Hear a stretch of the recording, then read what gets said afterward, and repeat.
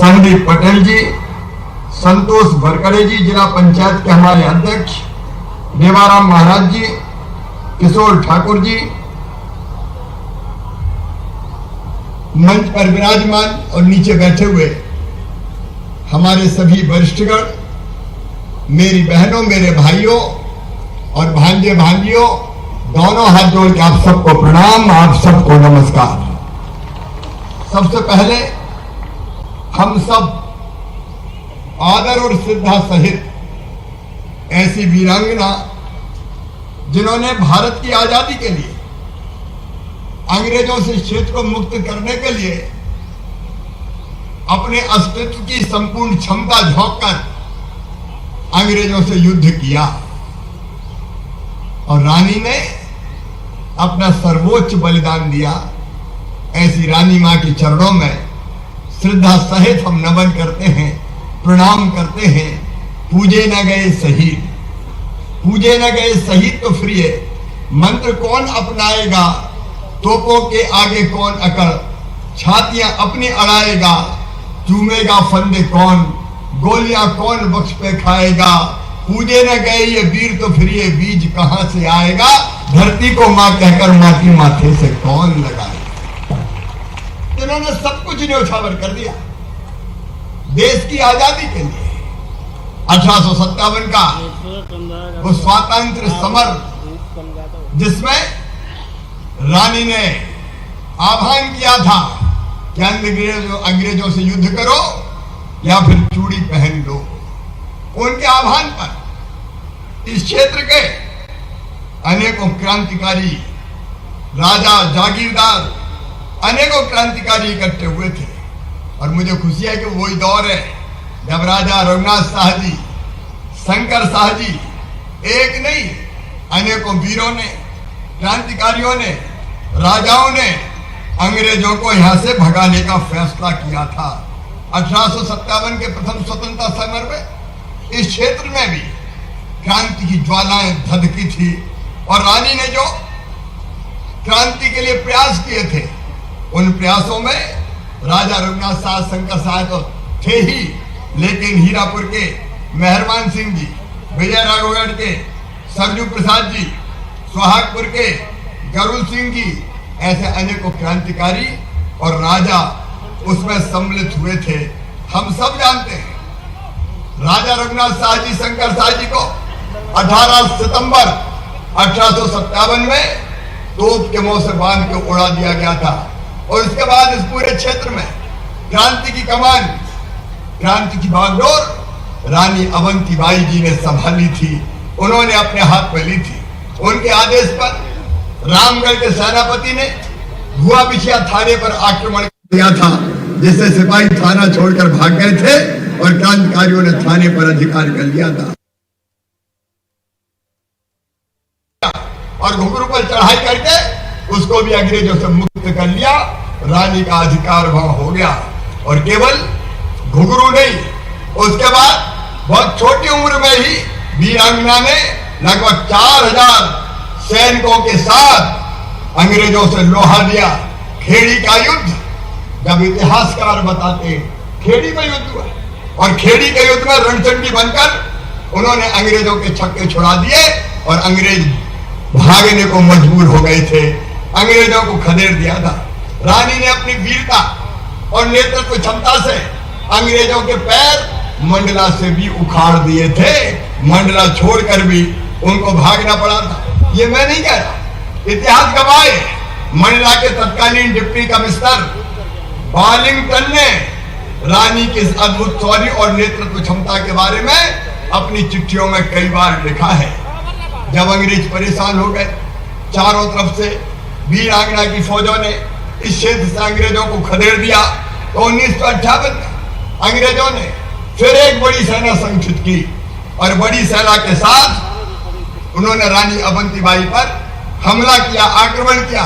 रानी के वीर, क्योंकि रानी की फौज उतनी बड़ी नहीं थी जितनी विशाल फौज अंग्रेजों की थी, रानी के वीर क्रांतिकारी सैनिक लड़ते रहे, शहीद होते रहे। और जब रानी ने यह देखा कि अब शायद हम जीत नहीं पाएंगे, तो उन्होंने कहा कि मेरे शरीर को अंग्रेजी हाथ ना लग सके और इसलिए स्वयं कटार भोग के अपना आत्म बलिदान किया था, अपना सर्वश्रेष्ठ बलिदान दिया था। और इसलिए आज मैं उनके चरणों में प्रणाम करने आया हूं। हम सब श्रद्धा के सुमन अर्पित करने आए हैं। यहाँ गाया जाता है, धन्य भूमि भई मनकेड़ी की, जिते अवतरी रानी, जुगन जुगन नो जोहार, जुगन जुगन नो जाहर हो गई। उनकी अमर कहानी बड़ी प्रेम से चबा चुकी थी, देश प्रेम को वीरा, जियत जियत लोई धरनी की, दूर करत रही पीरा। ऐसी रानी बाई को, रानी वीरांगना अवंतीबाई जी के चरणों में बारंबार प्रणाम। लेकिन आज एक बात और मेरे मन को पीड़ा पहुंचाती है, कष्ट पहुंचाती है। जैसा जालम सिंह पटेल जी कह रहे थे, कोई चांदी की तस्तरी में रख के अंग्रेजों ने आजादी नहीं दी थी। आजादी प्राप्त करने के लिए हजारों क्रांतिकारी शहीद साथी हंसते हंसते शहीद हो गए थे, आत्म बलिदान दिया था। उनके गरम गाढ़े और लाल रक्त से भारत भूमि रंग गई थी। तब उनके त्याग, तपस्या और बलिदान के कारण ये देश आजाद हुआ था।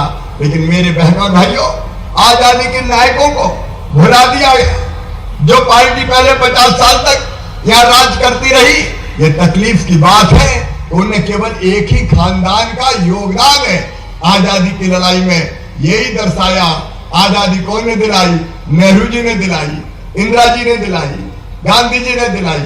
गांधी जी के योगदान को मैं स्वीकार नहीं करता, उनको तो मैं प्रणाम करता हूं। लेकिन हम भूल गए राजा रघुनाथ साहब को, शंकर साहब को, वीरांगना रानी अवंतीबाई को हम भूल गए, बादल भोई को हम भूल गए, टंटा मामा को, भीमा नायक को, महारानी लक्ष्मीबाई को, तात्या टोपे को, नाना साहब पेशवा को, वासुदेव बलवंत फड़के को, लाला हरदयाल को, ऊधम सिंह अमर क्रांतिकारी को हम भूल गए, खुदीराम बोस को हम भूल गए, हमारी अमर वीरांगनाएं दुर्गा भाभी को हम भूल गए, सुखदेव को हम भूल गए, राजगुरु को हम भूल गए, शहीद आजम सरदार भगत सिंह को हम भूल गए, चंद्रशेखर आजाद को हम भूल गए, नेताजी सुभाष चंद्र बोस को, और भूल गए उस समय स्वतंत्र वीर सावरकर को।